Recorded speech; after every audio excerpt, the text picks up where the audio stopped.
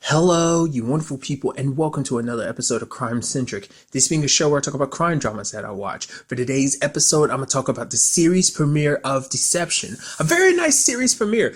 This is a show that wasn't really on my radar. I only found out about it maybe last week because I started randomly seeing commercials for it. So it seemed very interesting. I figured, it's kind of like a police procedural with, an illusionist twist to it. So I was like, oh, that seems interesting. And so I was very surprised because going into this, I did not know what the main overarching plot. Because with these type of shows, there's typically obviously your case to case by basis, but there's a case by case basis. I don't know why I said it weird like that the first time. But there's usually, in these type of things, an overarching plot. In this particular case, that Cameron Black is his famous magician or illusionist, and his twin brother, who helped him do a lot of his tricks, ended up being framed for a lady's murder. And it's like, holy crap, I did not know that was the whole situation you're in. Because at first I thought that, the moment he got introduced, it's like, oh, this is you. And he's like, no, that isn't me. I was like, oh my God, someone's pretending to be you. So that's going to be like how you meet up with the FBI. It's like, no, that's my twin, that's my brother. And I'm like, wait, twin? What? So that's so interesting. I mean, there's so many things that are just kind of exposed and stuff like that, and he's kind of being called out for lying. I guess because it makes sense in a magician / illusionist world. It is kind of still a lot of his tricks still work, but it's and good. But I think it's just the fact is that stuff that involved his twin brother like that, or as a magician and an illusionist, it's which everything you're supposed to do on your own. And the fact is, you're kind of relying on cheap tricks like that. Like something as simple as, oh, I actually have a twin brother in a different city from me. I think that's probably the biggest. Because at first I was like, oh, why is it that big of a deal? But in retrospect, it's kind of like, oh yeah, I kind of see where the problem would be in the magician community. I only heard a few people, only people you really heard was Penn and Teller, which I thought was pretty cool. They were the only ones who really talked about that. It's yeah, people want to be amazed and stuff like that, but people don't like being lied to. So, nevertheless, but it was a very nice first case. Obviously, first time working with the FBI. I love what's Kay's partner's name. I think is Deacons. I think I was reading somewhere that it was. It might not be, but I love that her partner is just constantly literally his main line this episode is, "Hey, it's Cameron Black." He literally said it 7 times. Hey, it's Cameron Black. Hey, it's Cameron Black. It's I love that they just made that. He said other stuff this episode, obviously, but that was kind of his main thing. But I loved everything about it. Obviously, the exploding, the exploding plane, but it was actually it's actually extravagant because obviously, this is the first, I'm sure this is going to, I've never dived too deeply into magic. It's just kind of one of those things oh yeah, it's definitely here. It's oh, it's always pretty neat when it comes up. But I feel like this show's really going to break it down and make, take a very interesting approach to the whole police procedural crime drama aspect of things. But the whole plane disappearing, that was super elaborate. And then there's the whole situation with Cameron himself disguising as Dominic, that becoming a big thing. After the moment he first popped up, I was like, isn't that just Cameron in disguise? And it turned out to be the case. I was and I love that Kay's the only one that was able to see through it. Because it sounded like he was kind of faking it a little bit with his voice. I was like, isn't that that's just him faking it? But what I also appreciated in this episode too is learning that Cameron doesn't just do everything by himself. He does have a team. He has Dina, who is interestingly enough, I had to look it up because I kept looking. I was like, is that? And I looked it up. It totally is the actress who plays Annie on Being Human. Played Annie on Being Human, the UK version. I was like, oh my God! I thought that was her, and I was like, dude, that's so cool. And he's also got Gunter and Jordan, and I like that they're kind of a duo team. But it seems like Gunter just kind of is the one that kind of does. I don't know. I mean, it didn't really seem like we saw Jordan do anything, but it seems like Gunter's the more hands-on one. I mean, obviously they all play their own parts in kind of helping orchestrate a lot of Cameron's tricks. Obviously Cameron's the one that kind of does a lot of the deception act, but I think a lot of, his team plays a role in fixing and setting everything up to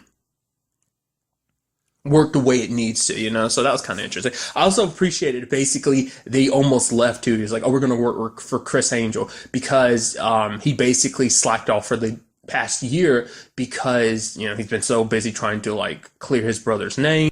But it seems like they will be characters we will be seeing a lot more often probably throughout the show, most definitely because they're part of his team and it's probably a package deal type of thing. So But getting back to the episode itself, obviously there's the whole situation, how the big thing they pull off at the end, the blindfold, the driving, all of that. like I had a feeling about the gun the moment it showed. I was like, that's not really a real gun, is it? Like I wasn't expecting it to fire a bullet at all. I thought the whole thing was gonna be like fake or whatever. Anyway, I thought it was like, he's gonna click and it's like, oh, there's no bullets, or it's gonna be a fake gun or like squirts or something. That's what I thought. Just because it was like they made sure to focus on the fact that, oh yeah, the gun's on the floor, whether in his car. Is like it got switched at some point in time. Especially because Cameron made that whole thing about like magicians don't catch bullets, and then he's like, oh, magicians catch bullets. And I like that whole aspect. Like it's just a very interesting aspect of the show. Just that whole art of deception is pretty cool, which is weird to say it like that, considering it's like, oh, that's literally the title of the show and everything it represents, But I also thought it was kind of pretty neat too, because like it wasn't just himself. Like he got the idea. Like he worked together with his brother Jonathan to kind of construct the entire plan. Because basically it's kind of neat because it's just kind of like, oh, make you look left, make you look right. It's like, oh, you're telling me to go left to dodge this, and you're telling me to drive right because I'm blindfolded. But like everything is a calculated move to make you think you're getting away, when in actuality you're heading down the one path that's actually available to you. Which kind of adds to the fact is just how grandiose the plan was to be executed, the timing needed for stuff like that to be able to do things like that. I mean, they were going to explain it at the end, but then you had like Kate's partner be like, no, shut up, stop ruining magic for me. You're just going to ruin everything if you keep trying to explain it all.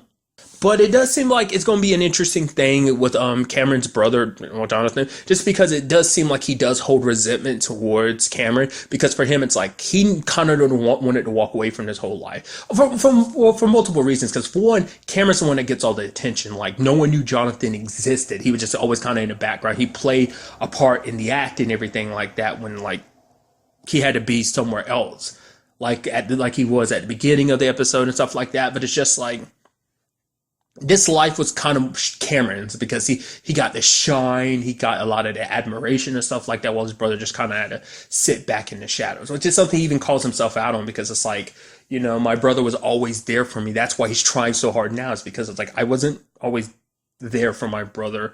I want to, be there for him now because he's always been there for me. But because you see that, like, Jonathan's like, oh yeah, the only one that's guilty here is you, because basically they ended up talking about their dad. Like their dad was kind of like, he's a magician himself, and it was just kind of like, it seems like he was kind of a hard ass when it came to things. It's probably like very strict and like, oh, the act of magic, you have to kind of be, your timing and your abilities kind of have to be perfect. So that's probably something he drilled on them. He was very harsh. But it's like for John, it's like, you're just like, you took dad's place. And just kind of filling that void. Which, along that same conversation, to my recollection, not unless I missed it, but I don't remember them ever bringing their mom up in conversation. I don't know whether it's a situation where like they didn't have their mom in their lives, she died, or whatever. It seems like it's most likely something like, oh, that's a story for another day type of thing. So that might be something we kind of get to. But all the conversations in this episode dealt specifically with their dad. So it seems like at the very least for a good chunk of their life, they probably had a single father, which it seems like he might be dead, or he just might not be in their life. Another thing that seems like it might be something we kind of deal with later on, but we'd have to wait and see. And what was also interesting too is the fact is you had that whole situation with Kay. It's something her partner brought up. It's kind of like, oh yeah, don't take it personal. But Kay, she has her whole, it's like this whole thing with Felix is personal. Like obviously she's the type of person that like her job is very important to her. So this case is very important or to her. She's worked on it for years with the whole Felix situation. But my question is like, the way he said it like that made it seem like Kay, it sounded like the conversation was like Kay's lost somebody to this whole situation. Like whether it was Felix specifically, which the way she was acting, I don't think so. But maybe just someone on the job. Maybe it was a partner who was kind of more than a partner, or maybe a family member who was part of, the FBI or whatever. But it sounded like more like she had kind of been through something personal. Like she had lost someone because of this connected world in some shape or form. But nevertheless. And then there's also the element of the lady with heterochromia. I always like love that term. Like, if you're unfamiliar, that's the scientific term for someone with two different colored eyes. The whole question is like, why though? Because it seemed like they were trying to get Cameron, But most likely, like, they got John. Like, at first, it seems like, oh, well, they didn't know about John and they were trying to go after Cameron. But it's like, no, the way she presents it at the end, because she set everything up, because it turns out, I like that being the thing of like, oh, no, like, she wasn't just part of the illusion. She was the illusionist herself who set all this in motion. And I even like that Felix kind of saying, like, oh, she's the sorceress with the what was the word? What was the wording he used? Sorceress with the magic eye.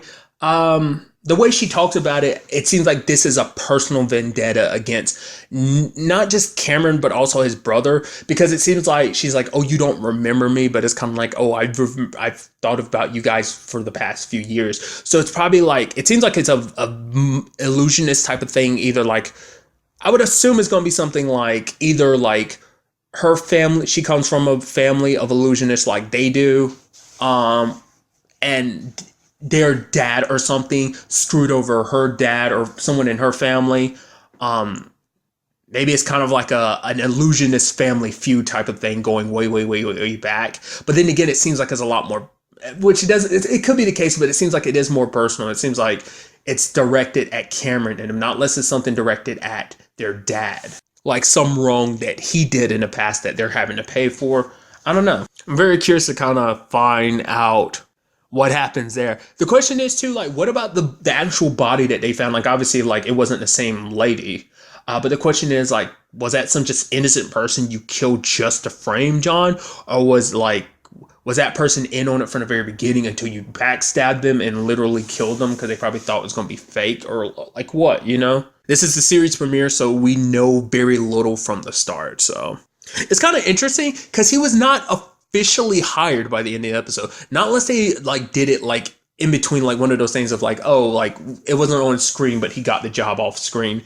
Because it doesn't seem like he was officially hired as like a consultant or whatever, you know, him or his team. I mean, they're celebrating at the end because they helped shut down, like, close a case, but you know, still, I do appreciate the fact is that Kay's kind of like from the beginning, she's like, oh yeah, actually, I've never watched any of your stuff. He's like, really? She's like, yeah.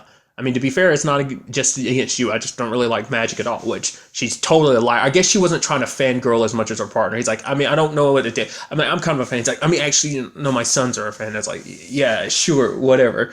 Like I brought up earlier, the multiple times you kept saying, it's Cameron Black. She did say that she did see his plane disappearing act, which is kind of interesting because I thought it was going to be a situation of like, oh no, like she only recently saw it.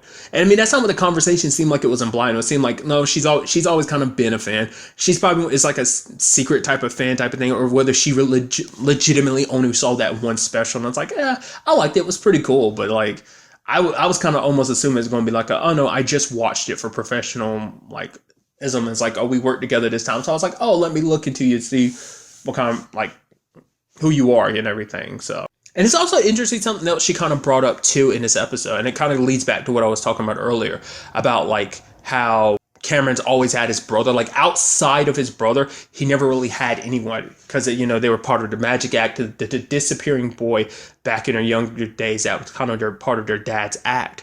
And because no one really knew about John, like the only person John probably had in his life really was Cameron. They only really had each other. And even then, Cameron had other people, but John always kind of had that hide in his shadows just because of, you know, this life in this world. Like I said, he holds resentment towards Cameron for, like, it seems that they jokingly handle it in the episode. They're just kind of like, oh, he's like, well, how long were you, you know, working on that speech? She's like, oh, you know, like 6 months or something. It's like, oh, I didn't improvise. It's like, oh yeah, that's pretty good that you know, so they joke about it, but it is kind of like probably their way of dealing with, you know, kind of the defense mechanism, because it's just kind of like, I do feel like on some level that is how they really feel. Cameron does feel guilty, and at the same time, like, Jonathan kind of does blame him a little bit. If, you know, maybe they were being wholeheartedly about it and they were just joking, like laughing it off about being so wholeheartedly about it, or whether they were just trying to laugh it off, pretending like it wasn't like that, but in actuality, there's a little bit of, you know, some truth, like nugget of truth about it, you know. So I don't know. We'll have to wait and see. Like I said, a very nice premiere. I'm very interested to kind of see the show continue on from here. I might continue covering this for Crime Centric. I don't know. Maybe I'll just watch. We'll see. But really, that's all I want to talk about in this episode. Till the next time we meet, be happy, be safe, live life to the fullest, and enjoy it. Good day and goodbye.